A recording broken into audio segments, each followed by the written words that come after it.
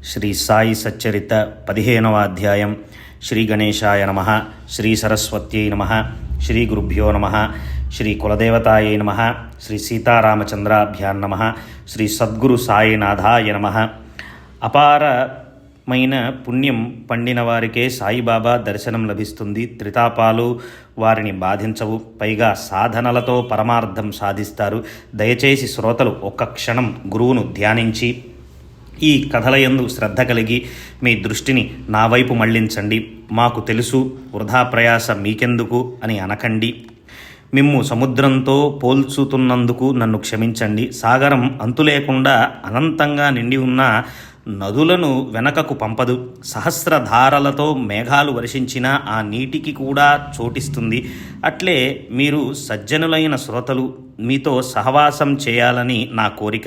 నన్ను తిరస్కరించకండి.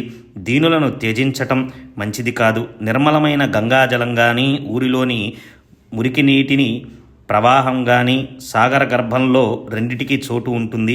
ఆ సాగర సంగమం వల్ల ఎటువంటి అలజడి ఉండదు. అందువలన సత్పురుషులు కథాశ్రవణమందు శ్రోతలకు ఉన్న ఆసక్తి వలనే సాఫల్యతను పొందగలరు. కనుక నా యందు దయ ఉంచండి. ఈ కథామృతాన్ని సాదరంగా శ్రద్ధాసహనాలతో సేవిస్తే శ్రోతలు ప్రేమతో కూడిన భక్తిని పొంది కృతకృత్యులవుతారు. మరియు శ్రోతలు భక్తిని, ముక్తిని, భక్తులు సహజంగా పరమప్రాప్తిని పొందుతారు. భావార్థులకు సుఖశాంతులు, అందరి మనసులకు విశ్రాంతి లభిస్తుంది. గురువు నోటి నుండి వెలువడిన మధుర గాథను వింటే భవభయ వ్యధ తొలగిపోతుంది. ఆత్మతత్వం స్వయం ప్రకటమై శ్రోతల మనసులకు ఆనందం కలుగుతుంది. ఈ అధ్యాయంలో ప్రేమమయుడైన ఒక భక్తుడు సాయిని ప్రార్థించగా వారు అతనికి దర్శనమిచ్చి ప్రసన్నులైన విషయాన్ని వినండి. అప్పుడే పాలు త్రాగిన పిల్లలు బయటకు వెళ్ళి తిరిగి వచ్చి తల్లి పిల్లిపై పడి మరల పాలు త్రాగటానికి పరుగెత్తుతాయి. అప్పుడు ఆ పిల్లి విసుగుతో గుర్రుమంటే ఒక క్షణం అణిగి ఉండి తల్లి కూర్చుంటే చాలు, పిల్లలు దాని చుట్టూ చేరి ప్రేమగా తిరుగుతాయి. పిల్లలు పాలు త్రాగటానికి వచ్చినప్పుడు ప్రేమతో పిల్లికి పాలు చేపగా అది గుర్రుమని అనకుండా ప్రీతిగా నేలపై కాళ్ళు చాపుకుని ఒరుగుతుంది. ప్రేమ జనించగానే విసుగు మాయమైపోతుంది. పిల్లలను గట్టిగా పెనవేసుకుని మాటికి నాకుతుంది. ఎంతటి విచిత్రమైన దృశ్యం! పిల్లలు వాడిగోళ్లతో తల్లి పొదుగును గోకుతుంటే ప్రేమ జరి అధికమై పాలు అనేక ధారలుగా బాగా వచ్చేలా చేస్తాయి. ఆ పిల్లలు అనన్య ప్రేమోత్పత్తికి తల్లికి పాలధార ఉత్పన్నమయ్యేలా సాయి పాదాల యందున్న మీ ఆసక్తి, భక్తి సాయి మనసును ద్రవింపచేస్తుంది. ఒకసారి హరిభక్తి పరాయణుడైన దాసగణు గారి శ్రావ్యమైన సంకీర్తను ఠానా ప్రజలు కౌపీనేశ్వరాలయంలో ఏర్పాటు చేశారు. దాసగణు సజ్జనుల ప్రార్థనతో హరికథను వినిపించేవాడు, కానీ ఒక గవ్వైనా స్వీకరించేవాడు కాదు. అలా అని దురభిమానంగా ఉండేవాడు కాదు. కీర్తనకు గవ్వైనా ఇవ్వనవసరం లేదు. అతని శరీరం పైన చొక్కా కానీ, తలపై పాగా కానీ ఉండేవి కావు. నడుముకు సాధారణమైన పంచ ఉండేది, అంతే. అయినా శ్రోతలు అమితంగా వచ్చేవారు.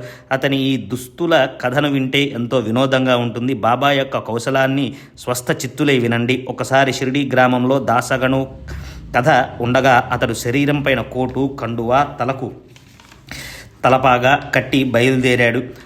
ఆచార పద్ధతిని అనుసరించి వెళ్ళి బాబా పాదాలకు ఆనందంగా వందనం చేయగా, బాబా వాహ్ పెళ్లి కొడుకులా అలంకరించుకున్నావు, ఇలా శృంగారించుకొని ఎక్కడికి వెళుతున్నావు అని అతనిని ప్రశ్నించారు.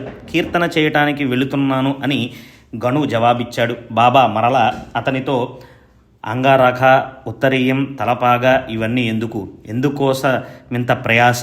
మనకివేవి అవసరం లేదు. వీనిని నా ఎదుట తీసివేయి. శరీరం పైన వీని భారం ఎందుకు అని చెప్పారు. అప్పుడు వారి ఆజ్ఞానుసారం దాసగణు వానిని వారి చరణాలయందు ఉంచాడు.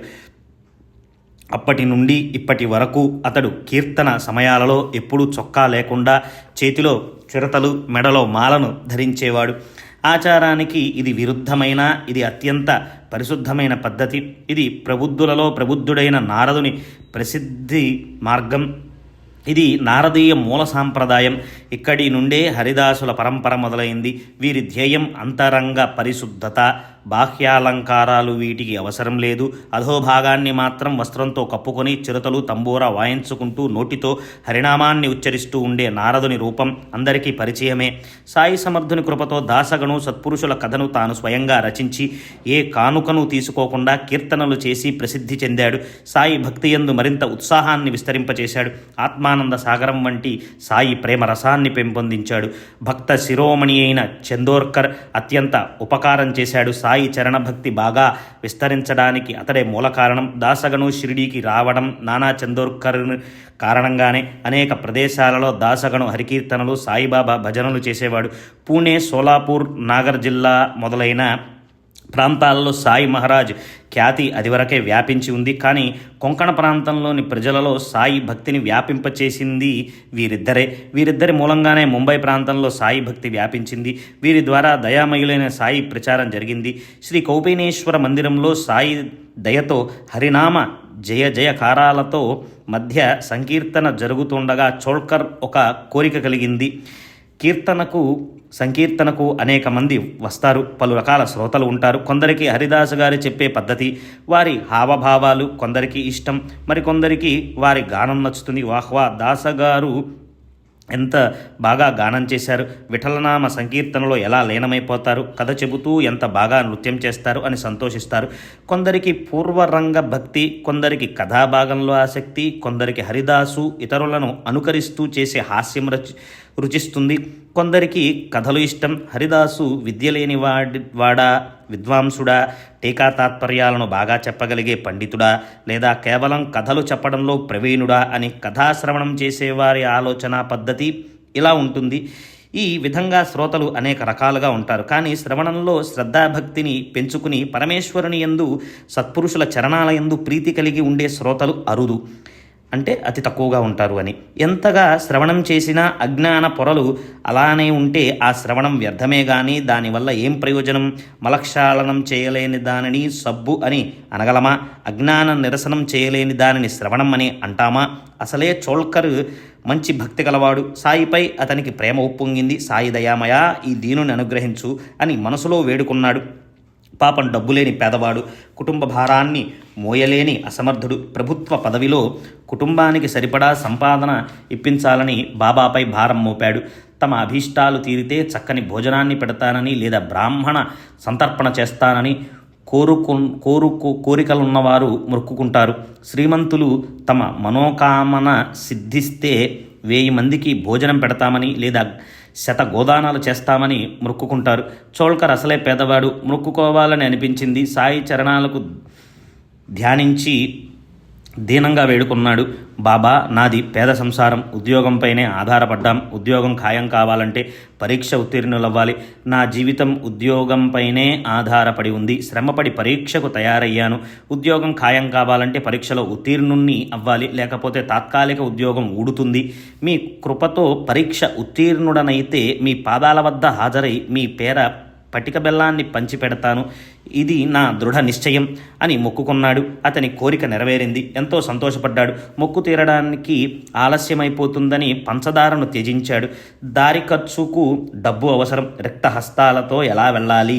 ఇవాళ రేపు అని రోజులు గడిచిపోతున్నాయి. సహ్యాద్రి పర్వత శ్రేణిలో నాణేఘాట్ అనే పర్వతాన్ని దాటేయవచ్చు, కానీ సంసారులకు ఇంటి గడపను దాటడం బహు కష్టం.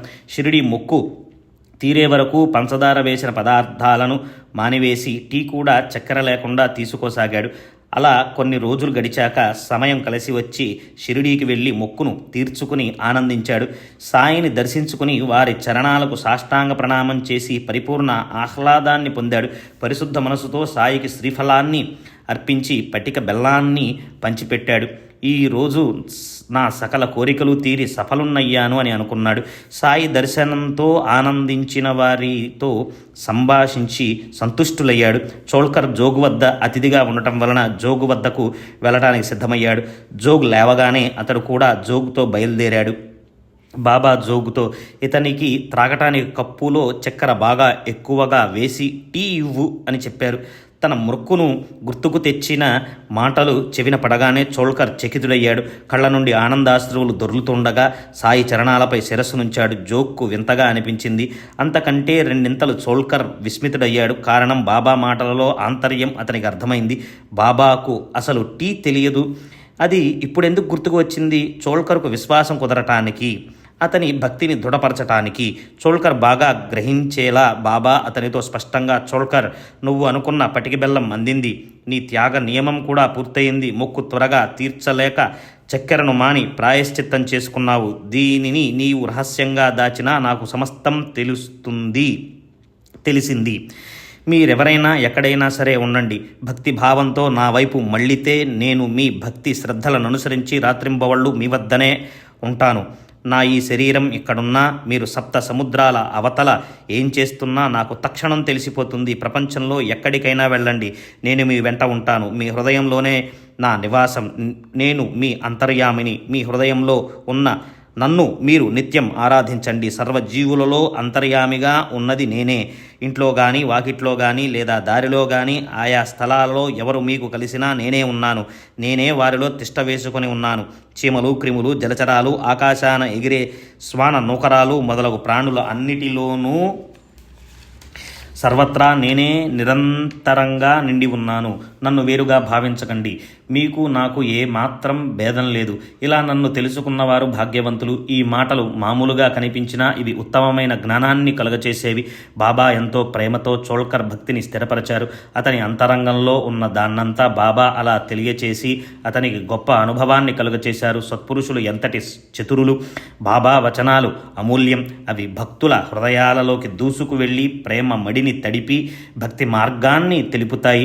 చాతక పక్షి యొక్క తృష్ణను తీర్చటానికి మేఘం దయతో ధారగా వర్షిస్తుంది. దాని ఫలంగా భూమి అంతా తడుస్తుంది.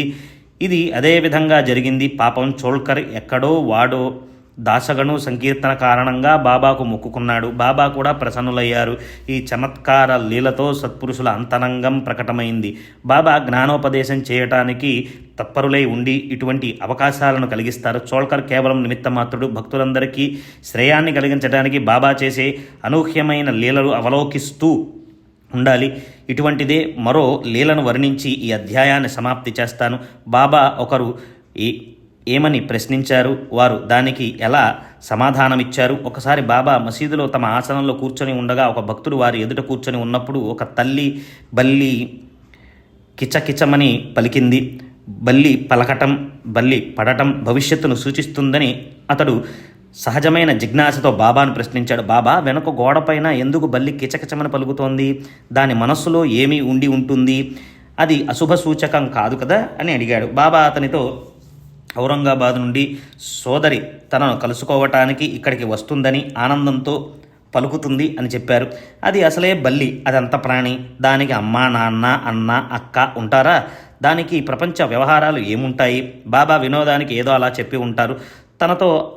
తనలో అనుకుని అతడు ఊరికే కూర్చున్నాడు. ఇంతలో ఔరంగాబాద్ నుండి ఒక గృహస్థుడు గుర్రం మీద బాబా దర్శనానికి వచ్చాడు. అప్పుడు బాబా స్నానం చేస్తున్నాడు. అతని ప్రయాణం ఇంకా ముందుకు సాగాలి, కానీ దాణా లేకుండా గుర్రాలు నడవు. అందుచేత శనగలు కొని తేవాలని బజారుకు బయలుదేరాడు. భుజానికి తగిలించుకున్న సంచిలోని చెత్తను దులిపాడు. బల్లిని గూర్చి ప్రశ్నించిన వ్యక్తి ఆశ్చర్యంగా అతన్ని చూడసాగాడు. సంచిని తిరగేసి నేల మీద కొట్టినప్పుడు అందులో నుండి ఒక బల్లి నేలపై పడింది. అందరూ చూస్తుండగా అది సరసరా గాబరాగా పరిగెత్తింది. బాబా ప్రశ్నించిన ఆ వ్యక్తితో, ఇప్పుడు దాన్ని సరిగ్గా చూడు, అదే ఆ బల్లి సోదరి, దీని చమత్కారం చూడు అని చెప్పారు. ఆ బల్లి అక్కడ నుండి వెంటనే కిచకిచమని సోదరి శబ్దాన్ని గుర్తించి వయ్యారంగా కులుకుతూ వెళ్ళింది. ఆ అక్కా చెల్లెళ్ళు ఇద్దరూ చాలా రోజులు కలుసుకోవటం వలన ఆ ప్రేమ అనుపమానం. ప్రేమగా ఆలింగనం చేసుకుని ముద్దులాడుకున్నారు. బల్లులు స్వేచ్ఛగా ఆనందంగా గిరగిర అడ్డదిడ్డంగా తిరిగాయి. ఎక్కడి ఔరంగాబాద్ పట్టణం, ఎక్కడి షిరిడీ, ఇదేం విశేషం. అకస్మాత్తుగా ఆ గుర్రపు స్వారీ, అతనితో పాటు బల్లి రావటం వింత కాదు. అది ఔరంగాబాదు బల్లే కావచ్చు, దాణా సంచిలో దూరి ఉండవచ్చు. కానీ బల్లిని గూర్చి అడిగిన సమయానికి సరిగ్గా అది ఎలా వచ్చింది? బల్లి కిచకిచమని పలకటం, దాని గురించి ప్రశ్నించటం, దానికి బాబా అర్థం చెప్పి అనుభవాన్ని కలగచేయటం, అసమానమైన యోగం కలిసి రావటం కాదు. వినోదం అంటే అందరికీ ఎప్పుడూ ఇష్టమే.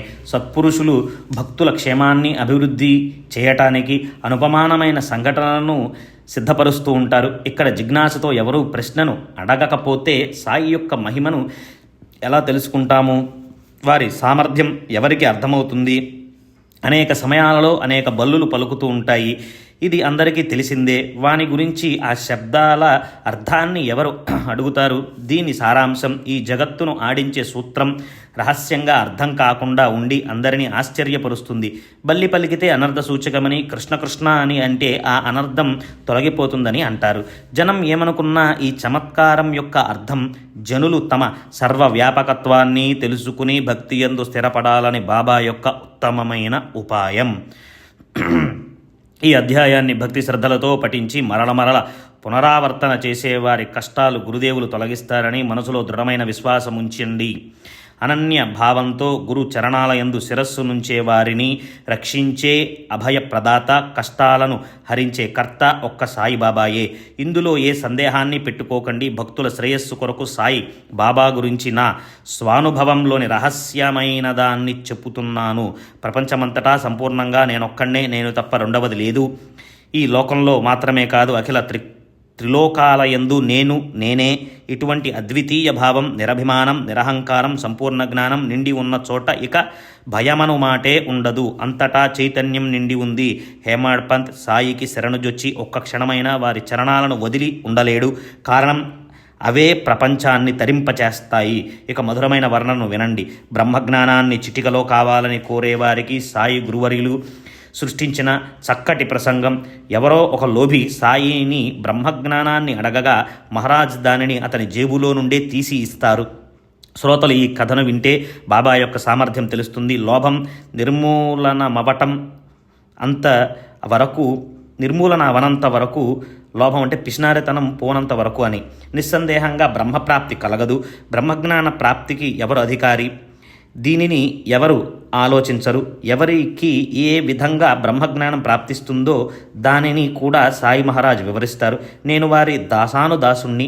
ఈ సాయి ప్రేమ విలాసాన్ని మీరు ఎంతో ఉత్సాహంగా వింటారన్న ఆశతో వేడుకుంటున్నాను. శ్రోతలు సావధానంగా వింటే సత్పురుషుల మహిమ అర్థమవుతుంది. చైతన్య ప్రాప్తితో మీ మనసు ఆనందంతో ప్రసన్నమవుతుంది. స్వస్తి శ్రీ సంత సజ్జన ప్రేరితము భక్త హేమాడ్ పంత్ విరచితము అయిన శ్రీ సాయి సమర్థ సచ్చరితంలో చోళకర శర్కరాఖ్యానం అను 15వ అధ్యాయం సంపూర్ణం. శ్రీ సద్గురు సాయినాథార్పణమస్తు. శుభం భవతు.